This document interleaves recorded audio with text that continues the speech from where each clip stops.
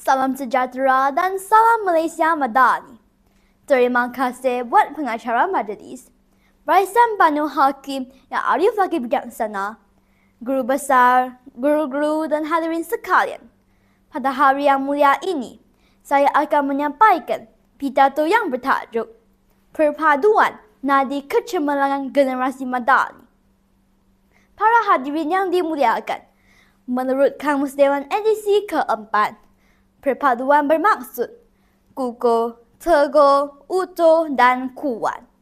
Nadi ialah faktor yang menjadi asas, manakala kecemerlangan membawa pengertian kegemilangan. Generasi Madani pula membawa erti kumpulan individu yang maju dari segi pemikiran, kerohanian dan kebendaan.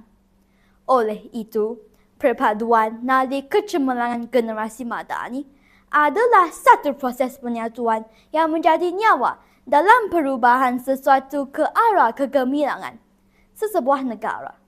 Perpaduan rakyat dan kecemerlangan negara adalah saling bergantung dan memerlukan, ibarat isi dengan kuku, ibarat O dengan tebing. Persoalannya, bagaimanakah cara untuk menyamai perpaduan ini? Mari kita selusuri bagaimana aspek ekonomi, sosial dan pendidikan mampu menjadi cara yang ampuh untuk menyamai perpaduan, seterusnya menjadi nadi kecemerlangan generasi Madani ini. Warga Dewan yang dihormati, hujah saya yang pertama, perpaduan dapat memantapkan ekonomi. Ekonomi yang mantap melahirkan prasarana yang hebat. Ekonomi di Malaysia akan bertambah mantap apabila perpaduan kaum dapat dikekalkan. Di Malaysia, faktor ekonomi masih dapat bertahan walaupun kebincangan ekonomi yang melanda negara serantau. Hal ini tidak menghalang pelabur untuk melabur di Malaysia kerana negara kita yang aman dan damai sekaligus dapat menjamin ekonomi negara supaya dapat berkembang maju. Merujuk kepada Malaysia Madani, faktor ekonomi turut dinyatakan dalam nilai ketiga, iaitu kesejahteraan ekonomi yang mana jurang perbezaan ekonomi perlu dihapuskan dan semua kaum perlu duduk sama rendah berdiri sama tinggi. Hadirin dan hadirat yang dihormati, hujah saya yang kedua, perpaduan mengukuhkan nilai sosial. Perpaduan rakyat Malaysia sememangnya tersohor di dunia. Kemerdekaan negara telah memasuki 68 tahun menjadi bukti betapa kaum Melayu, Cina dan India mampu duduk semeja menjana idea berkongsi kuasa tanpa bersangka. Seumpama serumpun bak serai, sesusun bak sirih. Rukun negara menjadi wahana menyatukan bangsa. Kemara perpaduan Malaysia Madani dilahirkan bagi merancangkan lagi semangat perpaduan berbilang kaum di negara ini.